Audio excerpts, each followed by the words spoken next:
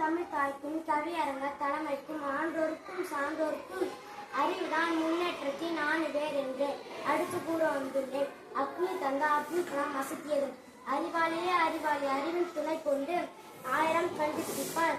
Thomas Alva எடிசனும் வாழ்கின்றார். அறிவு மனிதனாக அகிலத்தில் உயர்ந்து நின்றால் அத்தனையும் நம் கையில் என்று கூறிவிடப் பெறுகிறேன். நன்றி. கவிதை அறிவாயுதம் மடுத்தூரின் கதியுடன் மதியொலி கைப்பட வருகிறார்.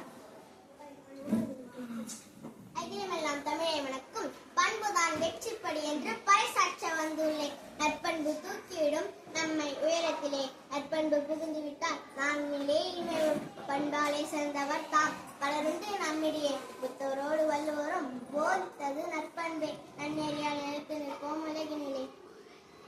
இயக்கின்ற தமிழ் கவிதை மதியொலியின் அருள் கவிதை. அறிவாற்றல் பயன் பேச அருளப்பன் வருகிறார். செறிவாற்றல் கவிதை ஒன்றை சிப்பிடவே வருகிறார். அறிவாற்றல் உள்ளவன் தான் ஆளுகின்றான் அண்டத்தை.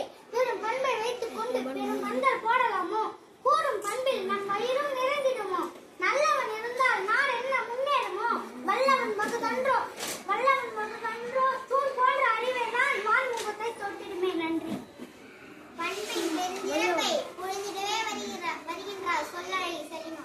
பண்பில்லான் பெற்ற செல்வம் பயனடைய இவரவருக்கு பண்பேதான் அன்பெனும் பன்மடும் முயலத்தரும் உண்மை சொன்ன யாவருக்கும் அன்பின் மிகுந்த நன்மை. உயிர் காக்கும் நெல்லிக்கனியை ஓந்தளித்தான் நம்பைக்கு அனைத்தும் எளியோருக்கு அன்னை தெரிசா பெற்று தந்தார். குணமெனும் நற்பண்பே குஞ்சிட்டு விளக்குறோம். எல்லோரும்